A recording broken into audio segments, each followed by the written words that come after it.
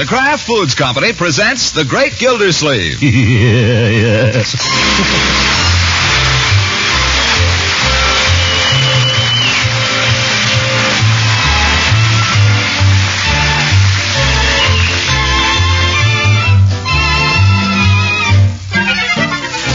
It's The Great Gildersleeve, starring Harold Peary, brought to you by the Kraft Foods Company, makers of Parquet margarine and a complete line of famous quality food products. Like a lot of people these days, Gildersleeve lately has been taking stock of himself and of his prospects for the future. Now, when a man gets so low in his mind that he's willing to face the ugly truth about himself, there's usually some dear friend who can be counted on to help rub it in. You know what the trouble with you is, Gildy? No. You want me to tell you? No. You really want to know? No. What? You're lazy. I am not. You wanted to know. What makes you say I'm lazy? Because you loaf around here trying to make a career out of a part-time job. Water commissioner? That's one of the biggest It's a political sinecure, and if you don't know it, you're the only man in town who doesn't. Hooker? Look at your predecessor, Clanahan. He was not only water commissioner, he was in the contracting business, he was in the sand and gravel business, He was a crook. Granted. But if you had the slightest bit of get up and go, you'd be out wrestling around trying to stir up something, too. Something that would bring you in a little income instead of just sitting here complaining. Yep. I'll tell you what's the matter with you, my friend. You've made a career out of boondoggling. I only tell you these things for your own good, Gildy. Hooker, I doubt if I'll ever speak to you again as long as I live.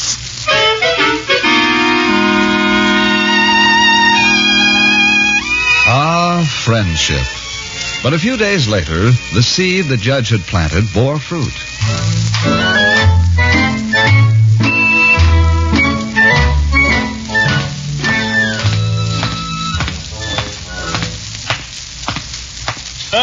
Hello there, Mr. Bullard.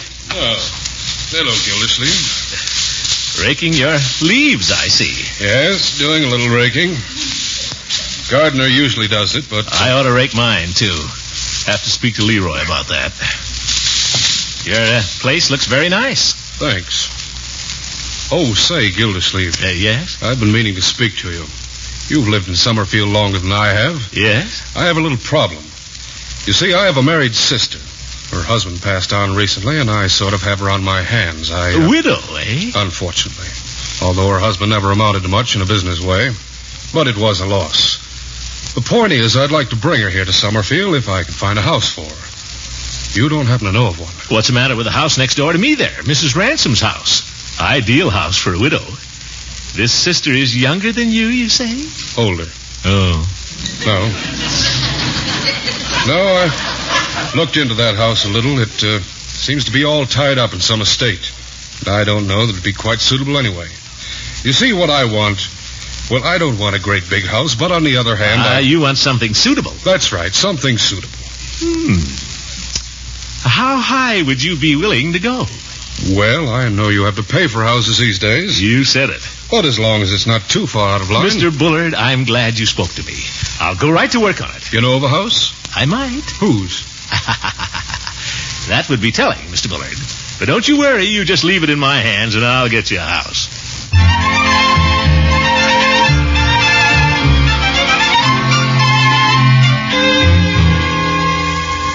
Uncle Mort, you're not thinking of selling him this house. Gosh, where would we live? Yeah, that's the hitch. But there he is, money running right out of his ears, practically. And he wants a house the worst way. Unky, you've got to learn not to get excited every time somebody comes along and wants to buy the house. Now, it's happened 3 times in the last year, and every time we've had to go through this. I know, but it seems such an opportunity, darn it. I tell you, there are fortunes to be made in real estate today, children. Fortunes. Why don't you go in the business? I'm thinking seriously of it, Leroy. Thinking seriously of it. Let's see now. What would I need? You'd need some real estate. Well, not necessarily. That's not the way they operate. You see, they get a commission for selling other people's real estate. Boy, that's some racket. We do not consider it a racket, Leroy. And I'll thank you not to call it that. Ours is a public service that fills a real need. I'll take Mr. Bullard, for instance. He needs a house for his widowed sister. Needs it real badly. But if he hadn't happened to come to me, and I hadn't happened to be in the real estate business, he might never find one. I wonder where I'm going to find one. I wonder where you're going to find an office, even. Yeah, that too. Well, who needs an office? My office is in my hat. Where is my hat? On the floor. You just took it off. Oh. Hand me the whisk broom there, my boy. I want to sweep out the office.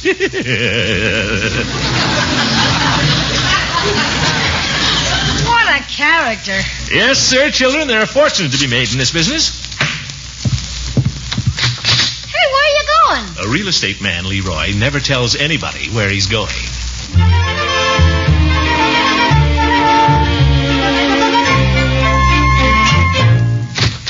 Hello, Judge. Oh, it's you. Well, come in. Certainly glad I found you at home. I thought you weren't speaking to me, Gildy. I'm in the real estate business now, Judge. I'm speaking to everybody. Real estate? Mm-hmm. Just a sideline. I never really considered the water department a full-time job, you know. Huh. Judge, how'd you like to sell this shanty for $40,000? $40,000? In the neighborhood, I should imagine. Is this a bona fide offer? Absolutely. 14 carat, AA. Who's the client? That would be telling, Horace.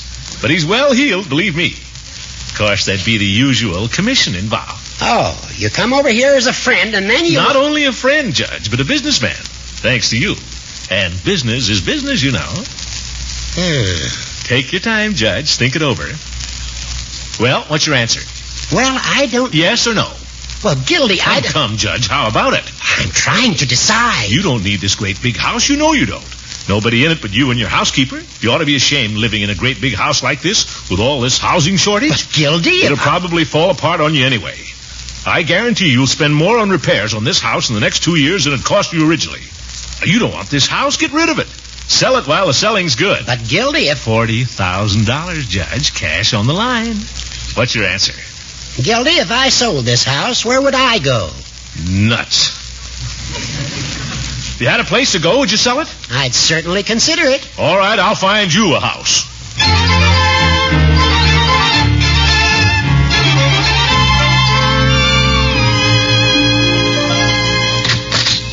Hello, Peavey. Well, Mr. Gildersleeve, what can I do for you? Peavey, let me ask you something. Have you and Mrs. Peavey ever thought of taking in a boarder? No, I can't say we ever have. No, we've been pretty fortunate that way. Now, wait a minute. It might not be so bad, Peavey. It might be worth considering. Why? Well, it'd be a chance to share expenses. Fill that extra room of yours and make a nice little profit out of it.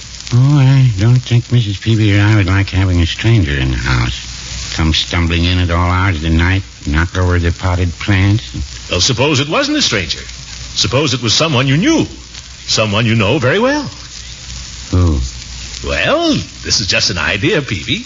But for the sake of argument, say it was someone like, say Judge Hooker, for instance. Well, what would the judge I'm want? just saying suppose.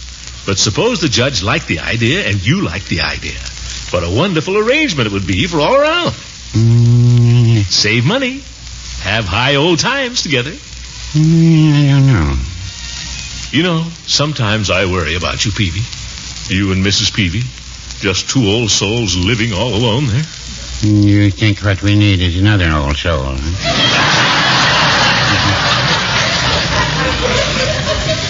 Let me tell you something, Peavey. A man couldn't have a better friend than Horace Hooker. Well, I guess that's true. He's sober. He's neat. He's dependable. Yes, he is. And above all, he's a gentleman. A gentleman and a scholar. Yes, he is. He's true blue, Hooker is. He's all wool and a yard wide. And I'll go along with you there, too. He's good company. He's considerate of others. Oh, always. In fact, it's a positive pleasure just to have him around. What's more, he goes to bed early. Oh, I've always thought well of Judge Hooker. The judge has always been a real favorite of mine. Good customer, too. You bet he is. Why don't you offer him your extra room, Peavey? See what he says. We haven't got an extra room. Now, don't tell me that. I've been to your house. Oh, the parrot has that room. Well, for goodness sake, can't you move him out? Mr. Gildersleeve, if Mrs. Peavey ever came to a choice between me and that parrot, I know which one of us would have to go. Ye gods, foiled by a parrot. If I gotta move the old goat in with me... Why can't the old goat stay right where he is? Because, you dunce, I've got a chance to sell his house for $40,000. Guess I didn't tell you, Peavey. I'm in the real estate game now, on the side. Oh. Well, why didn't you say so in the first place? You mean we might have made a deal? It's not too late, you know. Now, if you took the judge... Mr. Gildersleeve, I have one answer I give to all salesmen. Oh? What's that? Get out. Yeah.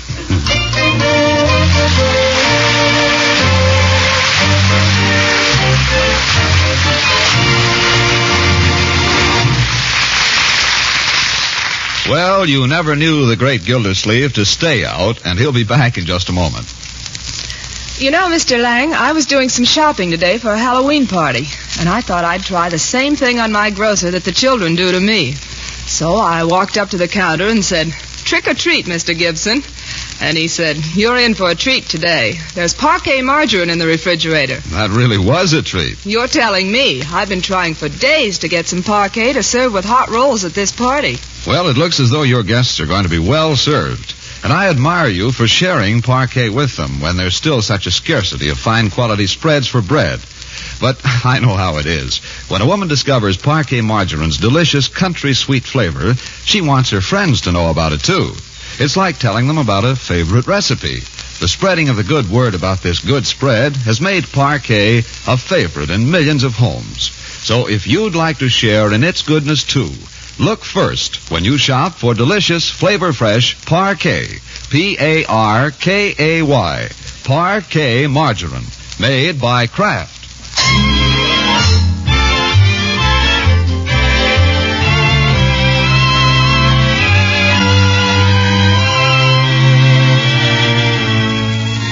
Now let's get back to the Great Gildersleeve, whom we find sitting quietly in the parlor of his home and castle. Let's see, we could put the old goat in the sewing room, I guess. That cot in there isn't so wonderful, but I doubt if he sleeps very well anyway. If he doesn't like it, he knows what he can do. There's worse fellows than Hooker to live with, I guess. He's clean. He's honest. Well, fairly honest. Hi, Unky. What are you doing? Huh? Just thinking, my dear. Thinking? Poor Unky. Don't you want the evening paper? No, thank you. I can think better without it. Okay, go ahead and think. I've got to study. Yes. Marjorie? Leroy? Come here. I want to talk to you. Go ahead. I can hear you. I don't wish to shout. Come over here, please. You too, Leroy. Now, leave your nose alone, Leroy. It itches. Use your handkerchief. Now, Judge Hooker is coming to supper tonight. I know. I heard you tell Bertie. Yes. But this is going to be a sort of a special occasion. His birthday? No. But I want him to have a wonderful time. Do you hear? I want him to feel at home. He always does. He always goes to sleep on the sofa after supper. Well, I want him to feel particularly at home this evening. To feel he's a member of the family. I want him to feel what he's missing. Living all alone there in that great big old house. I don't get it. Neither do I. Do you want to make him feel good or feel bad? Children, how would you like it if the judge came to live with us? Are you kidding? Of course he is. I am not. I think it would be nice to have the judge living with us, and I want you children to make the prospect very attractive to him. Unky, what a terrible idea. Now, don't get panicky. It won't be so terrible, my dear. You mean he'd sleep here and everything? Certainly. Sleep here, take his meals here, just like one of the family. But what's the idea? The judge is getting along okay where he is. Why louse us up? That's not a very friendly spirit, my boy. Let's think of the other, shall we? Judge Hooker, all alone over there. Unky, there's something more to this. Why should you start worrying about Judge Hooker all of a sudden? My dear, I have reasons. Good and sufficient reasons. As I say, the main idea is I'm sorry for the judge. He's getting old now. Ought to be surrounded by younger people. And then, besides, confound it, I've told you we have to cut down expenses. The judge would be a paying guest. Oh, so that's it. But why him? There's lots of people looking for rooms. The man that delivers the groceries is looking for a room. He has to sleep in his truck every night. He's a swell guy, too, Unc. He's double-jointed. Can't we have him? We're not going to have some Tom, Dick, and Harry living with us, Leroy. Judge Hooker's an old friend. It'll be a pleasure to have him with us. A pleasure for him and a pleasure for us. Do you understand? Never mind whether you understand or not. When he gets here tonight, you'll be just as charming as you know how. That's something I don't know much about. Then you'd better be even more so.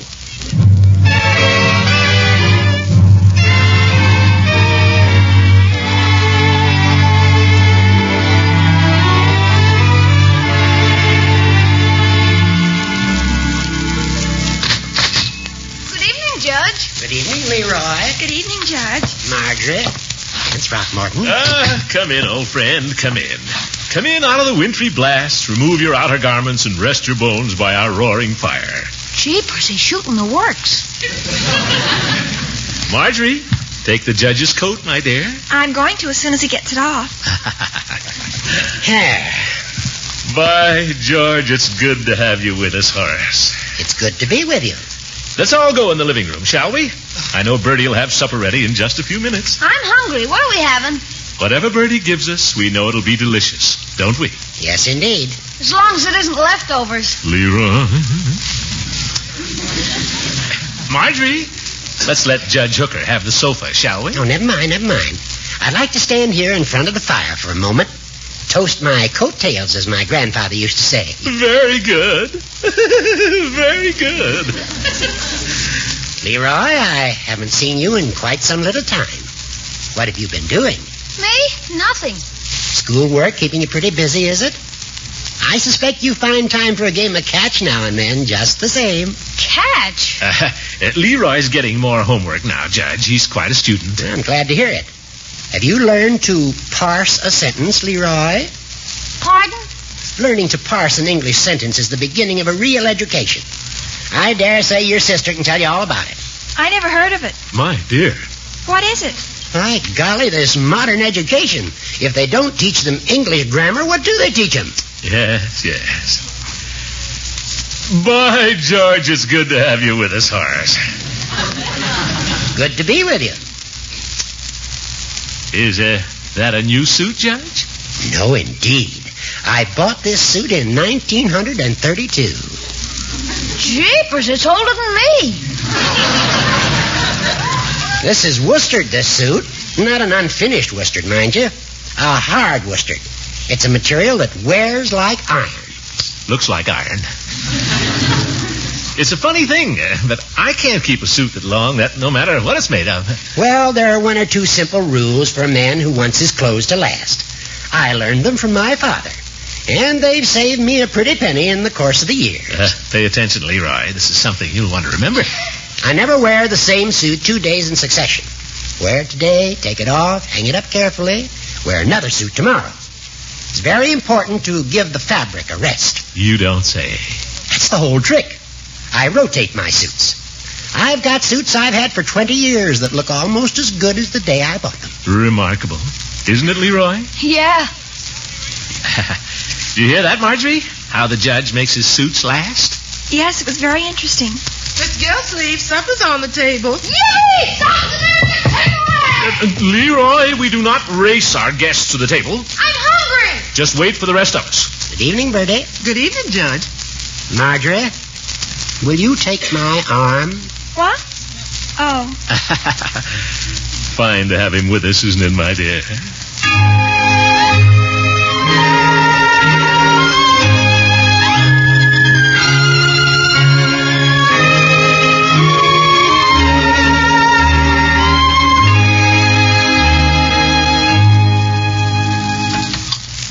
Well, Bertie, what have we here? Something special, Mr. Gildersleeve, in honor of Judge Hooker. Oh, Bertie, you shouldn't. Well, Mr. Gildersleeve told me he wanted you to enjoy yourself specially, so I done what I could. Bertie, your humblest effort is invariably successful. Well, I hope you like it. I heard this one on the radio. Can't quite make out what it is. Pass this to the judge, will you, Bertie? Yes, sir. Will you forgive me if I take my vitamins before I start, Throckmorton? Marjorie? No. Go right ahead. Liberty Hall, Horace. Dr. Pettibone recommended these things, and I must say I've had a better appetite and more pep, too. The blue box is A, B1, and E. The yellow box is D and G. That ought to fix whatever's wrong with you, Horace. For Marjorie, Bertie. The A vitamin helps my eyes. B1 tones up the nervous system. E is for, Excellent. That will do, Leroy. E is for something or other.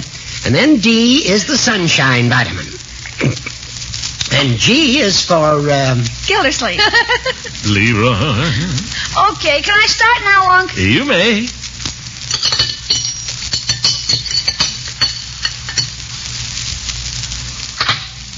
What is this? Oh. Yes. What is it, Bertie? Well, I wanted to fix something that would go with the judge's special diet. This is eggplant pie. Delicious, Bertie. Simply delicious. Yes, isn't it? Yum, yum. Bertie, you've done it again. Eat it, Leroy. Eat every mouthful and tell your sister to do the same.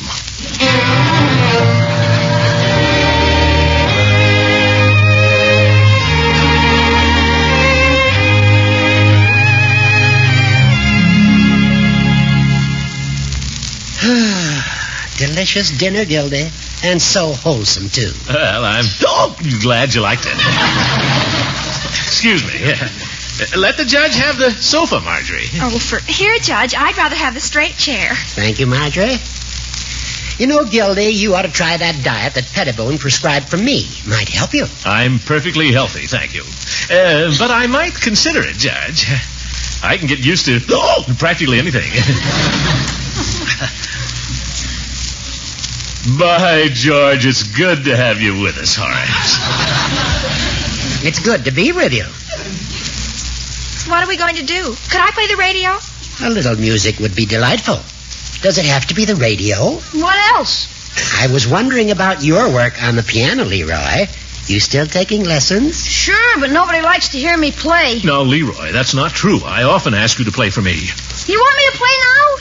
I don't think this is just the time. I think it would be very nice. I think it would be very nice, too. Some other time. Pay no attention to your uncle, Leroy. Give us a little concert. Okay. Good to have you with us, you old goat. Oh, here's Bertie, and a surprise for you, Judge. It's Kalak water, Judge. Well, this is an unexpected treat. I thought of it myself, Horace. I thought to myself, Horace always takes a glass of Kalak water at home after supper. Why not here? Shall I pour it, Judge? They win. That's a thing. Mr. Gildersleeve, you want some? Certainly, Bertie. I love it. Whoop, that's fine. Well, Horace, bottoms up. Your very good health, old friend. Same to you. Oh, my. I'm sorry. What's the matter, Judge? You had it on ice, haven't you, Bertie? Yes, sir. Mr. Gildersleeve told me. Oh, Gildy, I always serve it at room temperature. Oh, for heaven. You're right, Horace. I should have remembered. Take it out and warm it up for him, Bertie. Yes, sir. Now, Leroy, a little music. Okay, you asked for it. I'll just stretch out here on the sofa if I may. Make yourself comfortable, Horace. Go ahead, Leroy.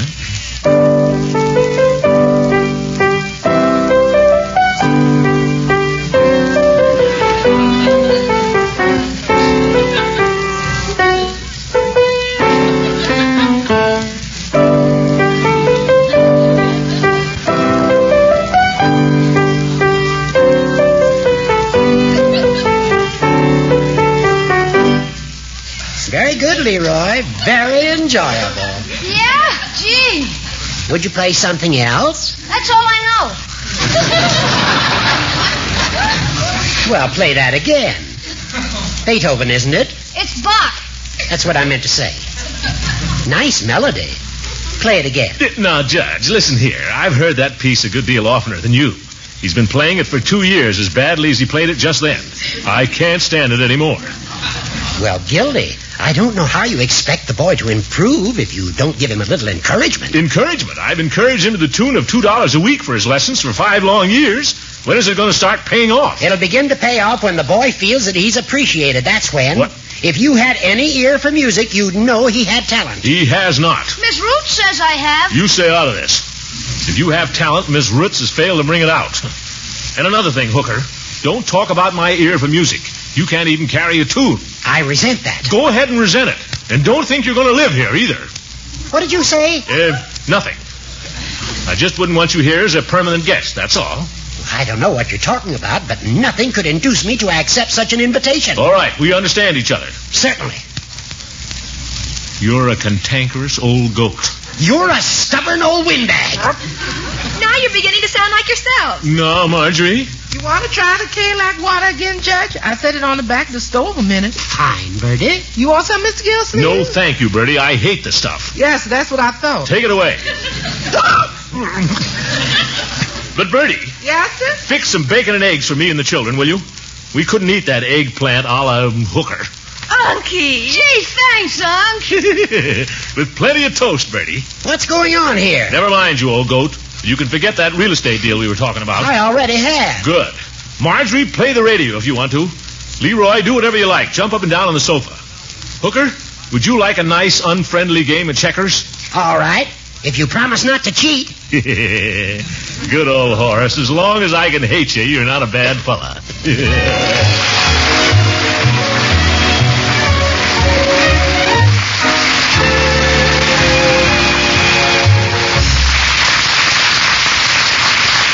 The Great Gildersleeve will be right back. These last several weeks on the Gildersleeve Show, we've been trying to explain why it's often so hard to find Parquet margarine in your food store. Quality spreads for bread are still scarce, and right now it looks as though supply won't catch up with demand for many months to come. Kraft will continue to distribute fairly and equitably all the Parquet it's possible to make. And Kraft's modern margarine plants are ready to speed production at a moment's notice just as soon as more top-quality American vegetable oils are available for Parquet. In succeeding weeks on this program, you'll be hearing about other favorite Kraft quality food products. We'll be back with more news about Parquet later in the season. So until then, remember to always look first for delicious, flavor-fresh Parquet. P-A-R-K-A-Y. Parquet margarine, made by Kraft.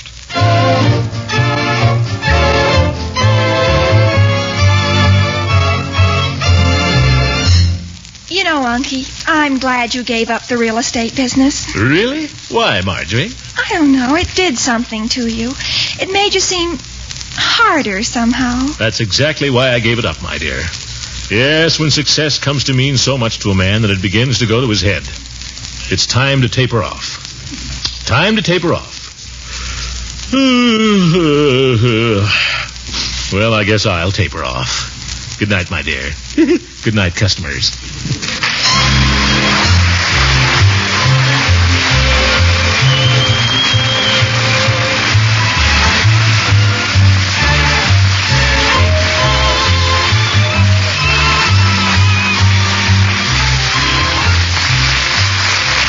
The Great Gildersleeve is played by Harold Peary. It is written by John Whedon and Sam Moore. The music is by Jack Meakin. Included in the cast are Walter Tetley as Leroy, Louise Erickson as Marjorie, and Lillian Randolph as Bertie. Judge Hooker is Earl Ross, and Dick LeGrand plays Mr. Peavey. This is John Lang saying goodnight for the Kraft Foods Company, and stay tuned in for all the rest of NBC's Great Wednesday Entertainment.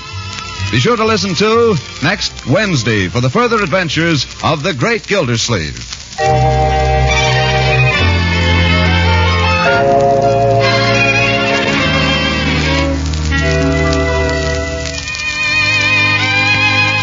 Remember tomorrow to ask your grocer for the wonderful Kraft product called Frizz. Frizz makes delicious ice cream right in your refrigerator. Velvety, smooth, rich ice cream with plenty of cream and milk in it. It's easy to make any flavor you like with Frizz. Just add water, a little sugar, and freeze according to directions on the package. You get 6 generous servings from one package. Because Frizz is made by an exclusive process that retains the fresh cream flavor, and because it freezes smoothly, Frizz ice cream is simply delicious. Frizz, F-R-I-Z-Z.